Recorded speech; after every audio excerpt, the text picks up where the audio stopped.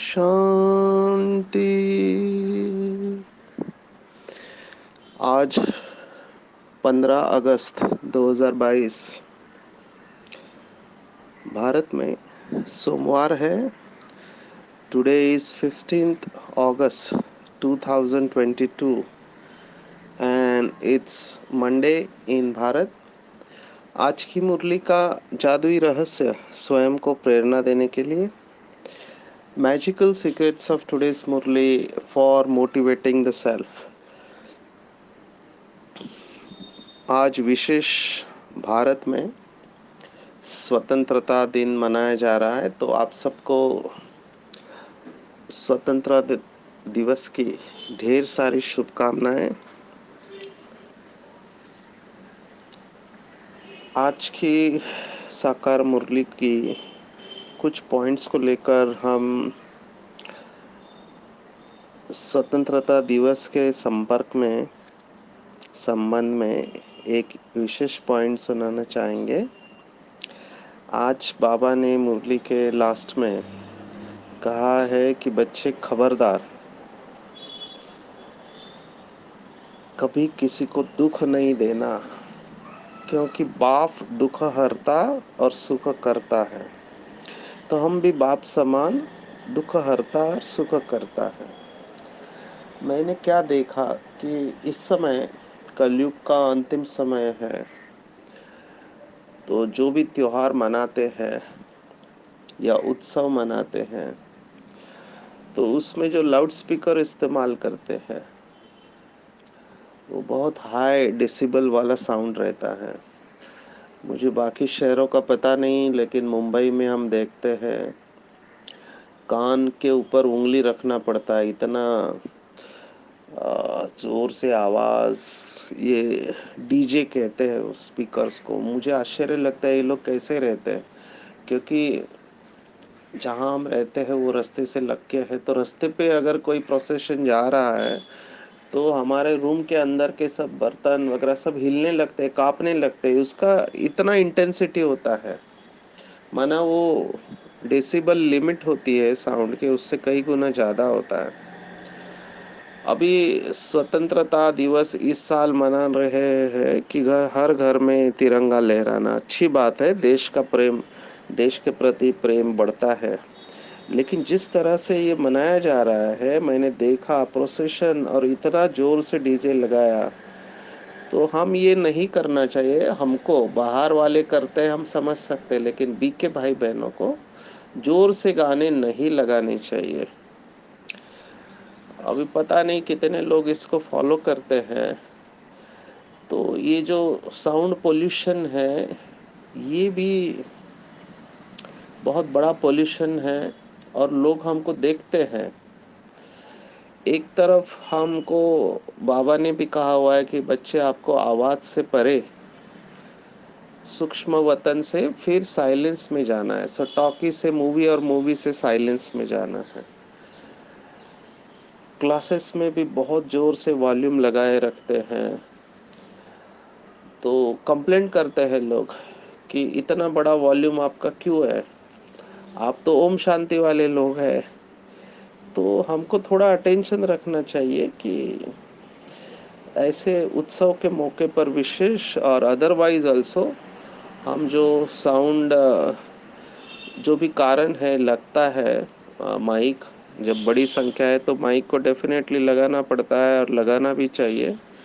लेकिन देखना चाहिए कि वहाँ पर गीत जोर जोर से नहीं बजे, ताकि किसी को कंप्लेंट करने का मौका मिले। ये भी दुख देने की कैटेगरी में आ जाएगा। इसलिए मुझे वो बात याद आई यहाँ पर आज, क्योंकि वैसी ही परिस्थिति निर्माण हुई थी। तो हमको सेलिब्रेट ज़रूर करना चाहिए। There is nothing wrong with celebration. हमको उत्सव ज़रूर मनाना चाहिए, लेकिन जितना हो सके सादगी से और कम से कम आवाज़ में उत्सव हमको मनाना चाहिए। मैंने देखा है पटाखे भी ज़ोरदार फोड़ते हैं। अभी वो अल्पकाल का सुख होता है, हज़ारों रुपए उसमें वेस्ट होते हैं। अभी उससे प्राप्ति क्या है? एक तरफ बाबा हमको सिखाते हैं कम खर्च वाला नशीन, कम खर्च वाला नशीन होना चाहिए। मैंने ये सीखा है दुनिया वालों से।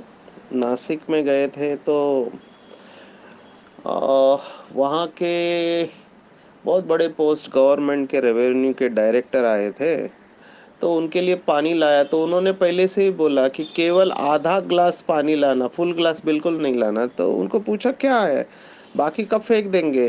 तो वही उन्होंने कहा, वही तो मैं नहीं चाहता कि बाकी का फेंक दिया जाता है। जब मुझे ज़्यादा ज़रूरत होगी तो मैं और मंगाऊंगा।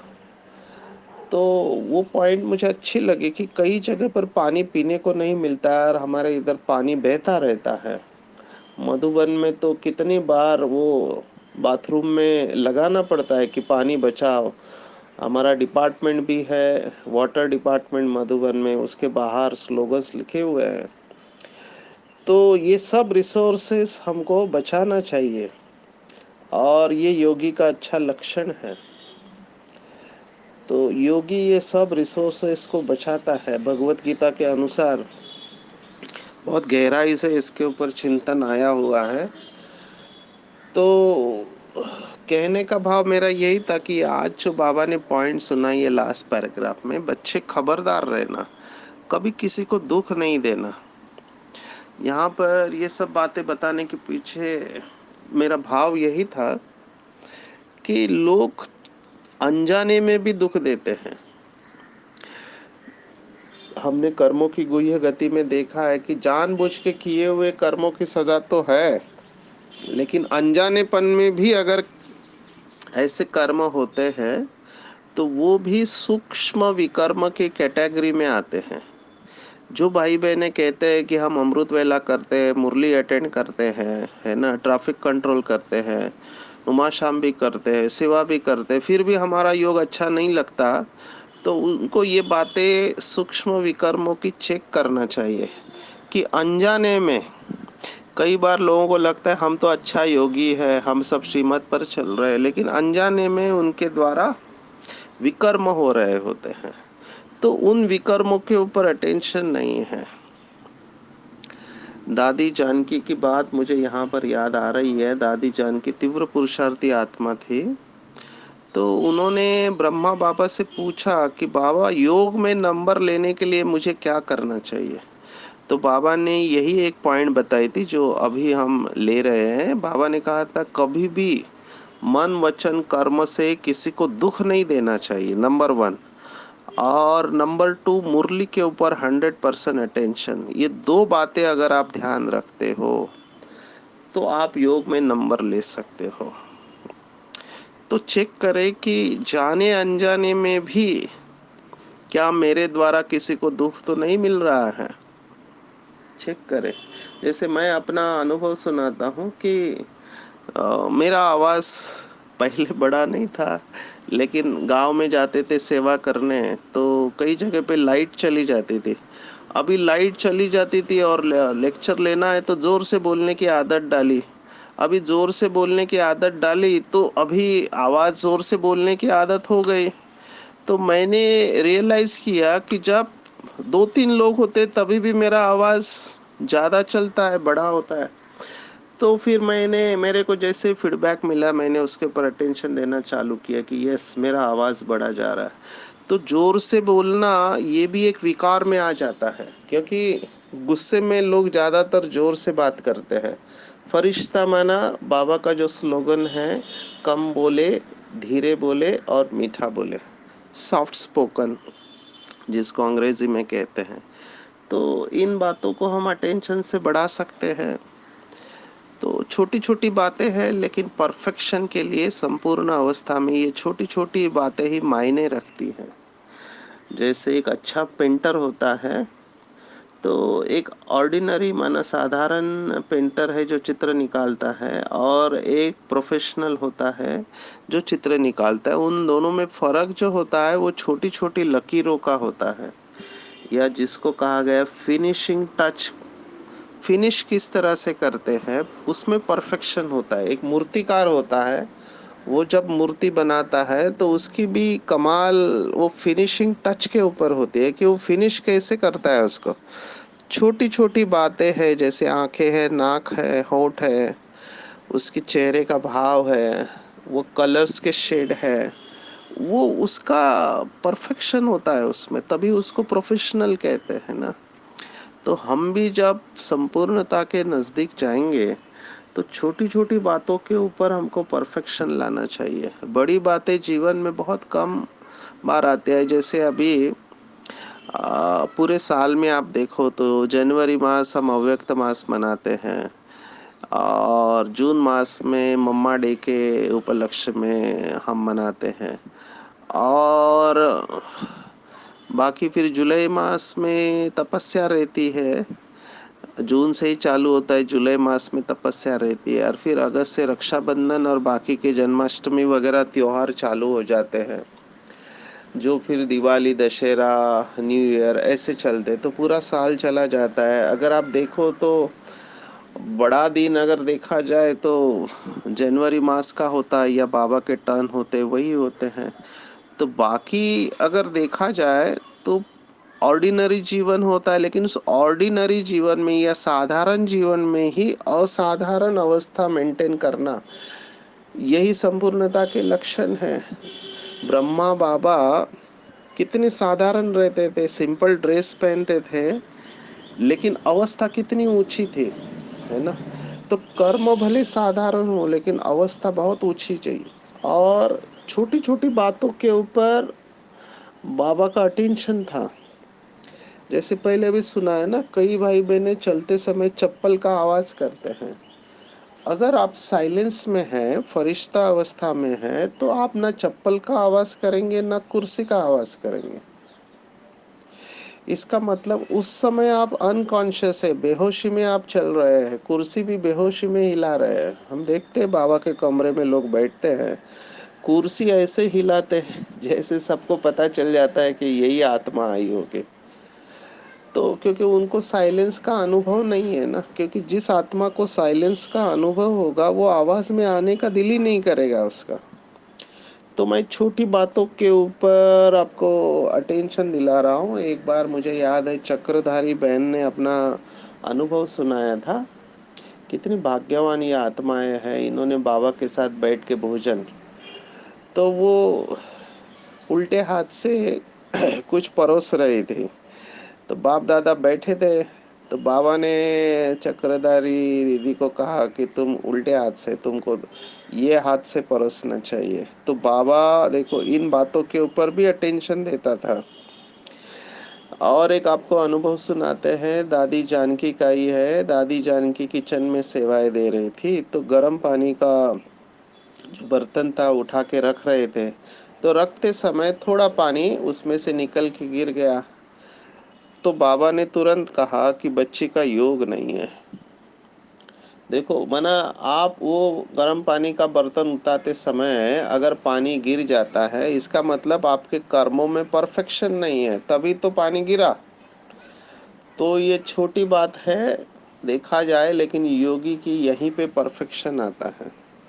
परफेक्ट होना चाहिए हमको, जो लौकिक श्रीमद् भगवत गीता भी कहती है, जो हमने दूसरे अध्याय में देखा, योगः कर्मसु कौशलम। माना योगी के हर कर्म में परफेक्शन होता है। तो हम सब नंबरवार इस स्टेज पर जाएंगे तो हम कोई भी बात को लाइटली नहीं ले सकते। हर बात को हमको बहुत अटेंशन के साथ करना चाहिए। अगर कोई किचन में गया तो उसको दिखाई देना चाहिए कि यहाँ पर किचन में कोई योगी आके गया, क्योंकि जब वो योगी आके किचन में जाएगा तो सब बर्तन साफ हो गए, स्वच्छ हो गए, जहाँ पर आपको जरा भी कचरा नहीं दिखाई देगा। Everything will be organize, properly रखा हुआ होगा, उसी को कहते हैं योगी। अगर कोई बर्तन कहाँ गिरा है, कोई कहाँ गिरा है, स्वच्छता नहीं है, पानी नीचे गिरा हुआ है, इसका मतलब जो भी वहाँ पे आत्मा थी पहले, उसने अपना काम पूरी तरह से करके नहीं गया है ना? तो उसको योगी नहीं कहा जाएगा। तो ये छोटी-छोटी बातें होती है। आप अपने कमरे में आपके कमरे की चीज़ों को कैसे ऑर्गेनाइज़ करते रहते हैं? आपके ड्रॉवर में कौन-सी चीज़ें कैसे रखी हुई है? इससे ये पता चलता है कि आप कितने ऑर्गेनाइज़ हैं। अंदर से जितने ऑर्गेनाइज़ रहेंगे मन, बुद्धि, संस्कार में, उतने आपके कर्मों में वो रिफ्लेक्ट हो जाएगा। तो चेक करना चाहिए कि क्या मेरा इतना अटेंशन है? और फिर जितना आप इसकी गहराई में जाएँगे, तब आपको पता चलेगा कि मेरे द्वारा अनजाने में कितने ऐसे कर्म होते थे जिसका बोझा मेरे ऊपर चढ़ता था। पर धीरे-धीरे वो दुःख देने वाले कर्मों की संख्या कम होती जाएगी और सुख देने वाले कर्मों की संख्या बढ़ती जाएगी और फिर आपको रियलाइज़ होगा कि कई जगह पर हमको मुँह बंद रखने में ही समझदारी है। सबसे बड़ा विज़डम कहते हैं, विज़डम माना सबसे बड़ी समझदारी है साइलेंस। अंग्रेजी में कोटेशन है, silence and smile can solve many problems. चेहरे पर स्माइल और अंदर से साइलेंस हो तो आप बहुत सारे समस्याओं को ऐसे ही सुलझा सकते हैं।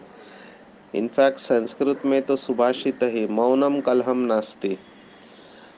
जो व्यक्ति मौन में रहता है वो कलह को अपने आप समाप्त कर देता है ना? वो कहावत है कि ताली दो हाथ से बजती है। तो साइलेंस में ऑटोमेटिकली जाने लगेंगे अगर हमारा इतना खुद के ऊपर अटेंशन होगा तो। और फिर हमको एक पावर आने लगती है, ये सब अपने अनुभव से आपको बताता। कौन सी पावर आती है कि आपके द्वारा अन्य आत्माओं को सुख मिलने लगता है। आप सुख देने लगते हो अनकंडीशनल हर आत्मा को और सुख देते देते आपकी अवस्था भी सुख स्वरूप हो जाती है और नंबर 2 आपको अन्य आत्माओं से और प्रकृति से दुआएं मिलने लगती हैं और फिर आप दुआओं के विमान में उड़ने लगते हो। पर ये सब कहाँ से चालू हुआ? ये चालू हुआ कि हमको खबरदार रहना चाहिए। योगी माना खबरदार। ये एक शब्द मुझे बहुत इम्पोर्टेंट लगा। बाबा ने पहले भी कहा खबरदार नहीं तो माया डाकू डाका डाल के लेकर जाएंगे। कभी किसी को दुख नहीं देना है। जैसे भगवान सबको सुख देता है और दुख दूर करता है तो हमको भी सबको सुख देना और सुख वही दे सकता है जिसने विकारों का दान किया हुआ है। जिसने अभी तक विकारों का दान नहीं किया है वो संपूर्ण सुख नहीं दे सकता, क्योंकि जिनके अंदर विकार है वो विकार खुद को भी परेशान करेंगे और दूसरों को भी परेशान करते रहेंगे। अभी तो अंतिम समय है तो मास्टरी का टाइम है ना? छोटी छोटी बातों के ऊपर हम अंडरलाइन कर रहे हैं। मैं देख रहा हूँ पीछे आने वाले भाई बहने बहुत अच्छा पुरुषार्थ कर रहे हैं। आज दूसरी बात जो मुझे बहुत अच्छी लगी कि बाबा ने पहले भी इसको पकड़ा हुआ है, आज थोड़ा अलग तरीके से पकड़ा है कि माया का आने का तरीका है बहानेबाजी। बहानेबाजी एक स्लोगन हम बना के रखेंगे अपने जीवन में। मुझे इस स्लोगन ने बहुत मदद किया है कि जिसको जीवन में आगे आना है वो कैसे भी करके आगे आता है और जिसको जिसको जीवन में आगे नहीं आना है वो बहाने देते रहता है। तो चेक करें कि हमको आगे आने का पुरुषार्थ कर रहे हैं या हम बहाने दे रहे हैं। उस अनुसार हमारी गति और सद्गति होगी। और उसका उदाहरण आज दिया हुआ है ऊंट पक्षी या जिसको शुतुरमुर्ग कहते हैं। अब ये बहुत बड़ा पक्षी होता है। उसे कहो उड़ो तो कहेगा पंख नहीं है, मैं ऊंट हूँ। और बोलो अच्छा तुम ऊंट हो तो सामान उठाओ तो कहेगा नहीं मैं तो पक्षी हूँ। एग्जैक्टली ये बात होती है। आज के मनुष्य का बाबा ने उदाहरण दिया है। उनको कहो कि तुम देवता के बजाय हिंदू क्यों कहलाते? कहते देवताएं पावन थे, हम पतित थे। अच्छा तो ठीक है, तो पावन बनने का पुरुषार्थ करो। तो कहते कि फुर्सत नहीं है, माया ने पवित्रता के पंखे काट दिए। तो बाबा कहता है इसलिए जो कहते हैं कि हमारे पास फुर्सत नहीं है, तो उनको कहा गया है ऊंट पक्षी। देखो लौकिक में भी कंपनियों में हम मैनेजमेंट का सेशन लेते हैं, वहाँ पे हम ये एक्सेप्ट नहीं करते कि टाइम नहीं है। टाइम सबके पास होता है, प्रायोरिटी हर एक की अलग होती है। तो हम ये आर्गुमेंट बाई नहीं करते कि समय नहीं है, फुर्सत नहीं, फुर्सत सबके पास होता है। मैं हमेशा हमारे सेशन में एक उदाहरण सुनाता हूँ जो आपको भी सुनाऊंगा कि एक 8 माले की बिल्डिंग, इंजीनियर 8वें माले पे, नीचे लेबर काम कर रहा है, उसको ऊपर से बुला रहा है लेकिन इसका ध्यान नहीं जा रहा है, तो वो सोचता है शायद आवाज नहीं पहुंच रहा है, इसलिए वो क्या करता है ऊपर से नोट छोड़ता है। पहले 100 रुपए की नोट छोड़ता है, उसको लगा ये ऊपर देखेगा, वो नोट उठाता है जेब में डालता है, काम चालू रखता है। फिर 200 रुपए की छोड़ता है, वो भी लेबर वो 200 रुपए की नोट उठा के जेब में डालता है और अपना काम चालू रखता है। आखिरी में ये इंजीनियर जो 8वें माले पे, वो ऊपर से 500 रुपए की नोट छोड़ता है, तो वो नोट उठा के जेब में फिर से अपना काम चालू रखता है। अभी इंजीनियर को गुस्सा आता है, तो ऊपर से ईंट का टुकड़ा लेके बराबर उसके सिर के ऊपर मारता है। तो जब सिर को ईंट का टुकड़ा लगता है, तब वो ऊपर देखता है, तब इंजीनियर कहता है कि वो तीनों नोट लेके तुम ऊपर आ जाओ। हमारी हालत, जो ये कहते हैं ना फुर्सत नहीं है, उनकी यही हालत है। तो मैं हमेशा ये उदाहरण अपने सेशन में देता हूँ और लोगों को कहता हूँ कि हम जब बहुत बिजी होते हैं तो भगवान भी हमारे लिए ऊपर से नोट भेजता रहता है और हम उसको उठा के अपने काम में बिजी हो जाते हैं। भगवान को लगता है अभी देखेगा, अभी देखेगा, अभी देखेगा, लेकिन फुर्सत ही नहीं है। तो फिर मैं उनको कहता हूँ कि देखो, मैं अगर 500 रुपए का नोट हूँ और भगवान ने मुझे आप लोगों के लिए भेजा है, अगर ये 500 रुपए का नोट, इसका भी कहना आपने नहीं माना, तो फिर मत कहना आगे जो होने वाला है कि भगवान ने मेरे साथ ऐसा क्यों किया। नहीं, कोई भी माँ बाप ये नहीं चाहता कि उसके बच्चे दुखी हो। हर माँ बाप चाहता है कि उसके बच्चे सुखी हो जाए, सुखी हो जाए, हेल्दी वेल्दी हैप्पी हो जाए उसके बच्चे। हर माँ बाप ये चाहता है। तो भगवान तो दया का सागर है, वो भी यही चाहता है। पर अगर भगवान का मैसेज नहीं सुनेंगे तो भगवान क्या करेगा? आखिर में कर्मों का फल भुगतना ही पड़ेगा। और यही बात फिर बाबा ने कही कि बच्चे ये अंत का समय है, अंत का भी अंत है। और एक परिवर्तन हमने अभी जब हम सेशन लेते तो हमने सुनाना चालू कर दिया है।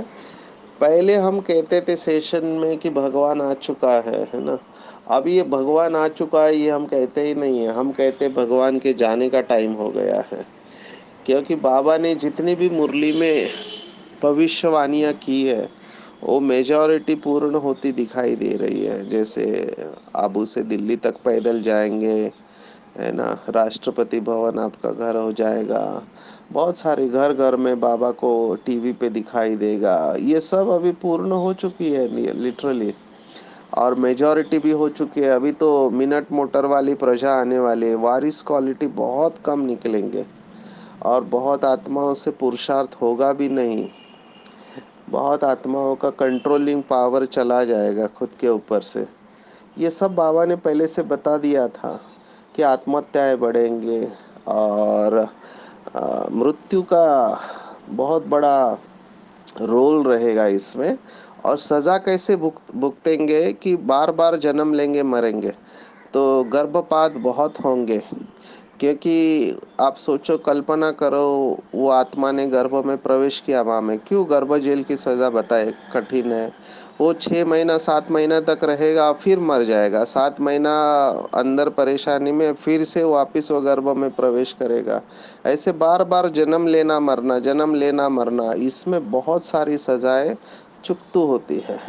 सुसाइड वाले भी बढ़ेंगे। पहले तो अकेले लोग आत्महत्या करते थे, अभी ग्रुप सुसाइड हो रहा है। और इनको शरीर नहीं मिलता है तो ये आत्माएं भटकते रहती है ना। पश्चाताप, पश्चाताप बहुत बढ़ेगा। क्योंकि लोगों को पता है गलत क्या है, सही क्या है, लेकिन गलत करने के जो फ़ोर्स होता है गलत करने का, उसको रोक नहीं पाएँगे। और ऐसी-ऐसी गलतियाँ होंगी कि अच्छे-अच्छे बच्चे बाबा का हाथ छोड़ देंगे या फिर निराश हो जाएँगे, पुरुषार्थ ही छोड़ देंगे। मेरे पास ऐसे केसेस आते हैं, तो मैं पूरा हिस्ट्री सुनता हूँ, तो मुझे पता चलता है कि ये फ्रस्ट्रेट हो चुकी है आत्मा। बहुत कोशिश किया है संस्कार बदलने की, लेकिन संस्कार बदल नहीं रहे हैं, इसलिए गिव अप कर दिया है। जितना जो मिले सो अच्छा, इस मोड में चल रहे। कुछ लोग तो एकदम इसको एक्सट्रीम में जाते हैं कि खाओ पियो मौज करो, आगे किसने देखा है। ये भी एक एटीट्यूड कुछ लोग अपनाते हैं। तो बाबा ने इसका भी जवाब दिया है, जो बच्चे कहते हैं कि अभी तो खा लो, किसने देखा है। तो बाबा ने कहा, जवाब दिया मुरली में, देख लेना आगे क्या होगा। तो बाबा तो रहम का सागर है, बाबा इशारा देगा। अभी करना नहीं करना हमारे हाथ में है, ठीक है ना। तो फिर से कंटिन्यूअसली लगातार हर मुरली में बाबा पवित्रता को अंडरलाइन कर रहा है। मुझे ऐसे लग रहा है पवित्रता जो मेंटेन करते हैं मन वचन कर्म से। देखो, शारीरिक पवित्रता मेंटेन करना, खाने पीने की, ये कोई कठिन बात नहीं है। संबंधों में भी पवित्रता मेंटेन करना ये भी कठिन नहीं है।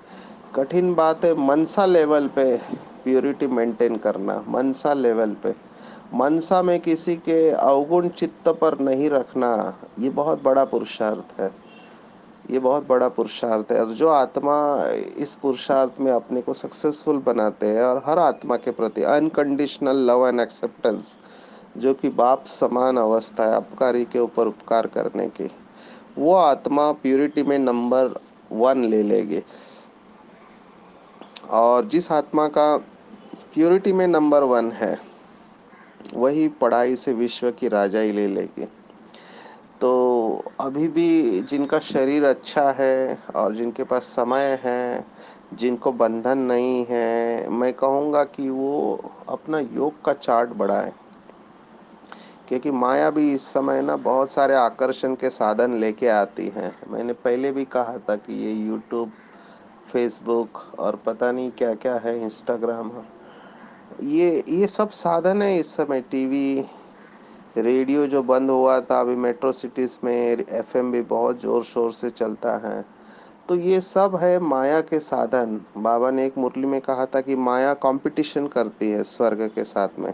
तो ये सब बुद्धि को हलचल में लाएंगे, आकर्षित करेंगे, अपने तरफ खींचेंगे। लेकिन जिसकी पवित्रता अच्छी है, जिसका योग अच्छा है, जिसको बाबा ने आज योग अग्नि कहा है, अग्नि प्रज्वलित होनी चाहिए अंदर, अग्नि।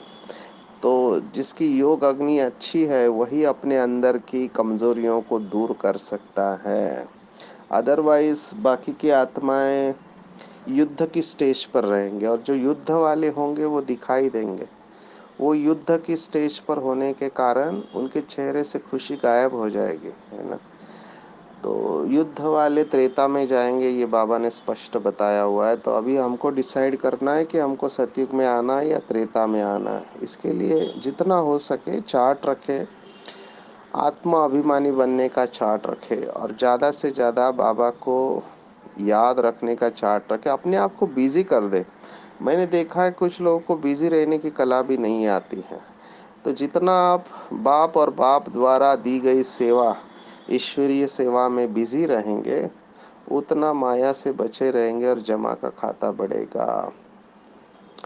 आज विशेष बाबा ने नष्टो मोहा के ऊपर फिर से अंडरलाइन किया है, और बाबा ने कहा, मेरी रचना, मेरा दुकान, मेरा पैसा, मेरा घर, ये थोड़ा भी अगर मेरा किनारे रखा है तो मंजिल का किनारा नहीं मिलेगा। ये बाबा की कमाल है। थोड़ा भी किनारा रखा है तो मंजिल का किनारा नहीं मिलेगा।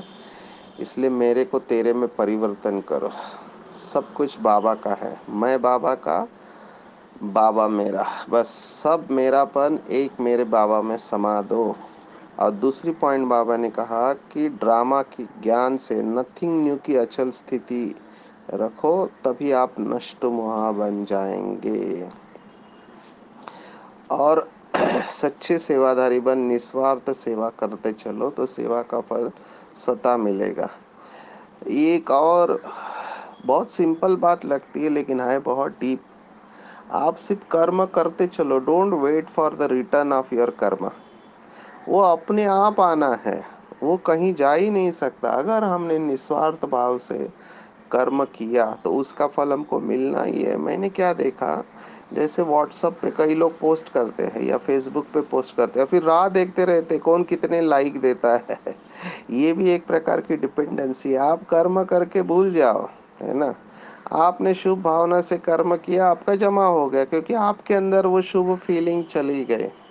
तो आपको ऑटोमेटिकली हर कर्म का फल मिलता ही है, अच्छा या बुरा। तो जितना निस्वार्थ भाव से हम करेंगे उतना हमारा जमा का खाता बढ़ेगा। तो फिर से अंडरलाइन करेंगे, हमको योग में नंबर 1 लेना है, जिसको योगाग्नि कहा है। तो मन वचन कर्म से किसी को दुख नहीं देना है, सबको सुख देना है, और मुरली के ऊपर 100% अटेंशन देना है। तभी हम पावन बन पावन दुनिया का संपूर्ण वर्षा ले सकेंगे। अच्छा, ओम शांति। आज 15 अगस्त 2022, आज की मुरली के ऊपर मेडिटेशन। अपने आप को बिल्कुल हल्का छोड़ देंगे, सिर से लेकर पाँव के अंगूठे तक संपूर्ण शरीर बिल्कुल रिलैक्स। Relax, let go. मेरा संपूर्ण शरीर हल्का होते जा रहा है, शांत एंड रिलैक्स। ध्यान दो आंखों के बीच में। महसूस करेंगे इस शरीर रूपी मंदिर में मैं एक दिव्य प्रकाश हूँ, दिव्य चेतना, पवित्र मूर्ति हूँ। ये शरीर एक सुंदर मंदिर है।